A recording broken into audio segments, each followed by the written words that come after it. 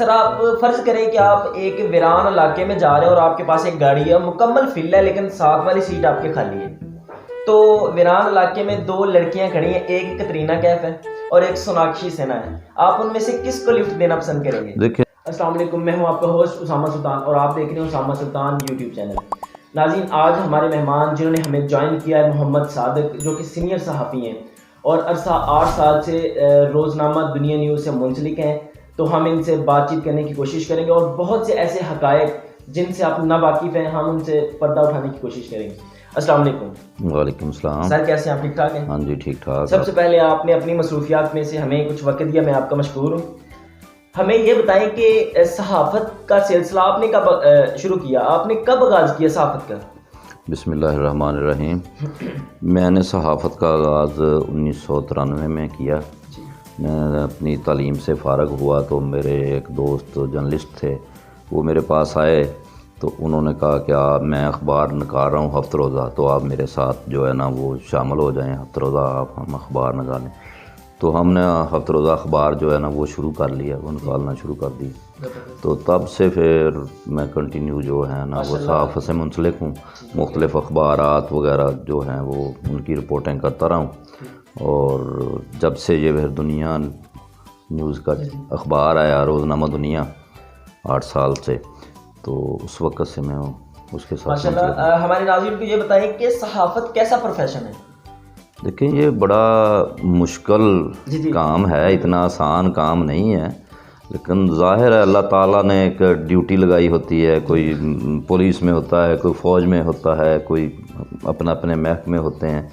तो ये भी अल्लाह ताला का एक निज़ाम है, अल्लाह ताला की ड्यूटी है जो इंसानों को लगाई जाती है। सर हमें ये बताएं कि जो सहाफ़ी होते हैं वो बहुत अच्छा काम करते हैं माशाल्लाह, ख़बरें देते हैं, लोगों की बातें सुनते हैं, हुकाम बाला तक पहुंचाते हैं और उनके मसाइल जो उनको हल करने की कोशिश करते हैं। तो इसमें थ्रेट्स तो आती होंगी आपको? जी बिल्कुल, ये तो सबसे पहले बात ही थ्रेड है। ज़ाहिर है, आप पंजाबी में कहते हैं जिसकी पूँछ पे पाँव रखेंगे तो वो फिर बोलेगा तो रींगेगा, बोलेगा, हाँ जी, वो चीखेगा भी। और ज़ाहिर जिसके ख़िलाफ़ ख़बर छपेगी ना तो बेशक वो 100% सच्ची हो, लेकिन वो जो है ना जर्नलिस्ट है उसको डराने की कोशिश करेगा। ज़ाहिर है जी, इतने अरसे से हम रिपोर्टिंग गोजरा से कर रहे हैं, तो जो छोटे मोटे मामलात होते रहते हैं, तो ज़ाहिर है जिसके ख़िलाफ़ खबर लगती है वो फिर कोशिश तो करता है अपनी। बिल्कुल बिल्कुल। सर हमें ये बताएं कि आजकल ये सुनने को मिलता है कि हर बंदा पुलिस से डरता है, लेकिन क्या वजह है कि पुलिस खुद मीडिया से डरती है? इसकी क्या वजह है? नहीं, ऐसी कोई बात नहीं है। पुलिस के से हट के आप जिस महकमे भी चले जाएं, वो जो 2 नंबर लोग हैं जो करप्शन करते हैं, तो वो डरते हैं। उनको पता होता है कि हम ये 2 नंबर धंधा कर रहे हैं। जर्नलिस्ट जो सहाफ़ी हमारी खबर लगाएगा, हमारी बदनामी होगी, हमारी नौकरी चले जाएगी। पुलिस में भी बहुत अच्छे लोग हैं, पुलिस में बहुत अच्छे लोग हैं, लेकिन ऐसे बहुत से लोग हैं जिनकी वजह से पुलिस का डिपार्टमेंट का नाम बदनाम है। ज़ाहिर जी, काली भेड़ें जो है ना वो तो होती हैं। तो तालाब में एक मछली गंदी हो तो वो सब मछलियों को जो ना गंदा कर देती है। तो इसी तरह ये पुलिस में है कि पुलिस में आजकल तो वैसे बहुत कम लोग अच्छे वहाँ पे मिल रहे हैं। तो करप्शन जो है ना वो हमारा राज बस गई है हमारे। आपके मुताबिक इसको किस तरह कम किया जा सकता है? ये करप्ट जो लोग हैं, हम कैसे इनको कम कर सकते हैं? ये हालांकि आते हम में से ही हैं, हम में से ही लोग आगे आते हैं, लेकिन वो कैसे हम इसको कम कर सकते हैं आपके मुताबिक? देखिए, बात करप्शन की जो बात है ना, करप्शन के सिलसिले में कानून मौजूद है, एंटी करप्शन महकमा मौजूद है, लेकिन उस पर अमल ज़रूरी है। अगर कानून पे अमल दरामद होगा, एक बंदा करप्शन करता है, किसी भी महकमे में करता है, पुलिस हो, वापडा हो, कोई भी महकमा हो, जब वो पकड़ा जाता है ना तो उसको नौकरी से जब फारग कर दिया जाएगा ना, उसको दोबारा बहाल नहीं किया जाएगा। तो वो दूसरा बंदा जो बाकी लोग उसके पीछे होंगे ना, वो करप्शन का सोचेंगे भी नहीं। बिल्कुल बिल्कुल। और नाज़रीन, ये सादिक साहब ने हमें बहुत अच्छा एक क्लू, एक बहुत अच्छा एक तरीका बताया, इस तरह हम करप्शन को ख़त्म कर सकते हैं। सादिक साहब, हमारा आपसे अगला सवाल ये है कि मौजूदा जो गवर्नमेंट है, आप इसे कितना इत्फाक करते हैं? देखें, हुकूमत कोई भी हो, जो मौजूदा इस वक्त हालात चल रहे हैं ना, वो बहुत मुश्किल हालात हैं। इमरान खान साहब को शायद पता नहीं चल रहा, या वो देख नहीं रहे, या वो जानबूझ के ऐसा कर रहे हैं कि कौम जो है ना वो परेशान है, बहुत परेशान है जी। महंगाई जो है ना वो आसमान से बातें कर रही है। गरीब जो है ना, गरीब देखें, गरीब के लिए चीनी, आटा, घी, सब्ज़ी, यही गरीब ने खानी है। फ्रूट तो चलो, फ्रूट गरीब जो है ना वो तो जब बाद की बात है। सबसे पहले तो गरीब ने आटा खाना है। देखो बात सुने, सब्ज़ी के बगैर अगर गरीब के घर आटा होगा, रोटी होगी ना, तो वो मिर्च के साथ पानी में मिर्च डाल के, जिसको वो हम पंजाबी में घुगी छोरा भी कह देते हैं, कि वो बना के तो वो रोटी उससे खा लेगा। देखें ये आटा नायाब हो गया है, शहरों में आटा नहीं मिल रहा, अगर मिल भी रहा है तो 80 रुपये किलो तक आटे की कीमत जो चले गई है, बहुत ज़्यादा हो गई है। पता नहीं इनसे कंट्रोल नहीं हो रही है, क्या वजह है? लेकिन चेक एंड बैलेंस कोई नहीं है, कोई पूछने वाला नहीं है। खुद साख्ता महंगाई जो है ना, कुछ तो महंगाई हुकूमती सतह पे हो रही है ना, कुछ खुद साख्ता महंगाई हो रही है कि अगर कोई चीज़ है उसको वो 2 रुपये चीज़ महंगी होती है ना, तो हम 3 रुपये और डाल के 5 रुपये उसको महंगी कर देते हैं।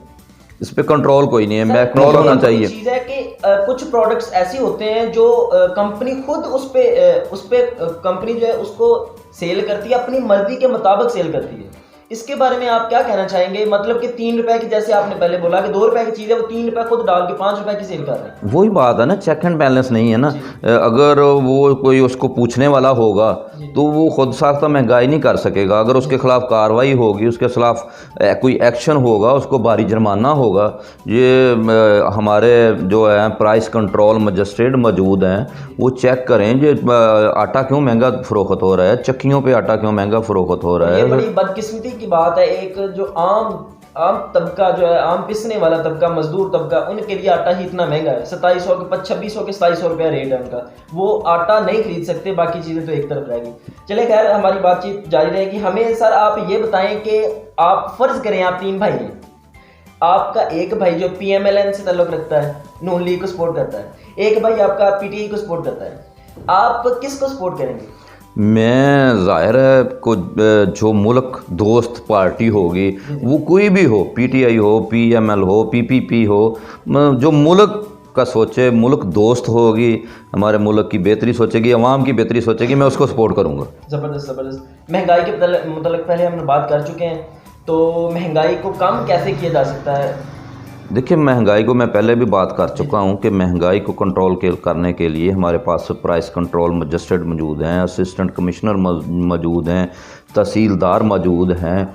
वो एक रेट लिस्ट, जैसे आप सब्ज़ी मंडी सुबह चले जाएं, सब्ज़ी मंडी में एक मार्केट कमेटी की तरफ से एक रेट लिस्ट निकलती है, लेकिन रेट लिस्ट जो होती है वो सिर्फ वो जो है ना उसको रेडी पे उन्होंने कोई कपड़ा डाला होता है, उसके नीचे वो रख लेते हैं, किसी को वो दिखाते नहीं है, और उस पर अमल भी नहीं होता। अमल वही बात कर रहा हूँ ना कि अगर उस पे वो जो गवर्नमेंट रेट निकालती है, उसके रेट के मुताबिक जो है चीज़ें, सब्ज़ी फ़रोख्त हो, फ्रूट फ़रोख्त हो, कोई भी चीज़ है, किराने का सामान देख लें, तो अगर उस पे अमल दरामद होगा, हमारे प्राइस कंट्रोल मजिस्ट्रेट अपने दफातर से बाहर निकलेंगे, वो ठंडे कमरों से बाहर निकल के देखेंगे, अवाम के मसाइल देखेंगे, जो महंगी चीज़ें फ़रोख्त करता है उन पर मुकदमात दर्ज करें, उनको जेल भेजें। ऐसे ही है, बिल्कुल। जब वो जेल जाएंगे ना, तो जो पीछे वाला है वो भी सोचेगा कि मुझे भी जेल भेज दिया जाएगा। वो सोचेगा कि मैंने अब ये जो लिस्ट गवर्नमेंट ने दी है ना, इसके मुताबिक फ़रोख्त करना है। जी जी बिल्कुल।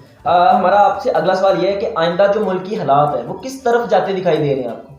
देखें जी, मुल्की हालात जो मौजूदा सूरत हाल है वो तो इतनी अच्छी नज़र नहीं आ रही, क्योंकि ये हमारे जो सियासतदान हैं ये गुत्थम गुत्था हैं आपस में। बिल्कुल ऐसी बात है। तो कोई मुल्क का नहीं सोच रहा। अच्छा, कौमी असम्बली में भी लोग लड़ पड़ते हैं? जाहिर है जी, कौमी असम्बलियों में हमारे देखें आप, वो बिल फाड़ देते हैं, स्पीकर का घेराव कर लेते हैं, एक दूसरे से गाली गलोच करते हैं, गंदी गालियाँ एक दूसरे को निकालते हैं। जाहिर वो इस मुआशरे का हिस्सा है, वही हम में से ही है ना वो। ठीक है भैया, अभी सियासत से हट के थोड़ा सा हम बात करते हैं। सर, आप फ़र्ज़ करें कि आप एक वीरान इलाके में जा रहे हैं और आपके पास एक गाड़ी है, मुकम्मल फिल है, लेकिन साथ वाली सीट आपके खाली है, तो वीरान इलाके में दो लड़कियां खड़ी हैं, एक कतरीना कैफ है और एक सोनाक्षी सिन्हा है। आप उनमें से किसको लिफ्ट देना पसंद करेंगे? जी, लिफ्ट तो अगर वीरान इलाके में कोई लड़की खड़ी है, मजबूर है, तो दोनों को कोशिश करनी है कि उनको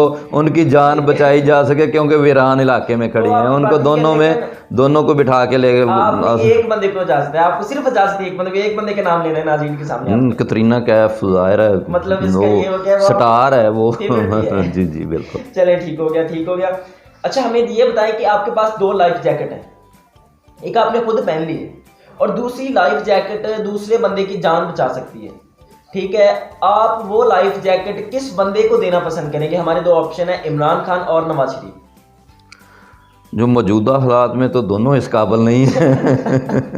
लेकिन फिर भी एक बंदे का नाम आपने लाजमी लेना है। देखें, जो मौजूदा हालात में हमारे मुल्क का सरबराह है, जी, वो हमारे मुल्क की में हुकूमत कर रहा है, हमें लीड कर रहा है, तो इमरान खान को देना पसंद करूँगा। जी ठीक हो गया। नाज़रीन, लाइफ जैकेट देकर जान बचाना पसंद करेंगे इमरान खान साहब की। तो हमारा सर आपसे आखिरी और अगला सवाल ये है कि आप हमारे नाज़रीन को कोई पैगाम देना चाहें जिससे उनका फ़ायदा हो जाए, कोई पैगाम अवाम के लिए? देखें, पैगाम यही है कि हम जो है ना अपना खुद जो है एहतसाब करें। जब हम अपना एहतसाब खुद करना शुरू कर देंगे ना, तो कोई ऐसा मसला नहीं है मुल्क में। हमारा मुल्क बहुत अच्छा मुल्क है, ज़रई मुल्क है, हमारे पास गंदम वाफर है, गन्ना वाफर है। वो फिर क्यों ये महंगाई है? वो उसमें हमारा अपना भी कसूर है, हमें अपने गिरेबानों में झांकना होगा। देखें, अगर हम अपने मुल्क के साथ मुखलस होंगे ना, अगर आज़ादी है तो सारा कुछ है, अगर मुल्क है तो सारा कुछ है। तो हमें इस मुल्क का सोचना है, इस मुल्क की कौम का सोचना है, इस मुल्क की जो भी है, हमारे तालिब इल्म हैं, हमारे स्कूल कॉलेजेस हैं, उनका सोचना होगा। चले, बहुत मेहरबानी हाजी मोहम्मद सादिक साहब से, हमने बहुत मज़े की बातें की, बहुत मज़ा आया। यकीनन आपने भी ये वीडियो देखकर एंजॉय किया होगा। तो इसके साथ ही आज का हमारा प्रोग्राम अपने इख्तिताम को पहुंचता है। इस तरह के अच्छे प्रोग्राम और वीडियोस देखने के लिए हमारे YouTube channel Usama Sultan and Umar Farooq को सब्सक्राइब करें, लाइक करें, कमेंट करें, अपनी कीमती राय से ज़रूर आगाह कीजिएगा। मिलेंगे अगली वीडियो में, तब तक हमें दे इजाज़त। अल्लाह हाफिज़।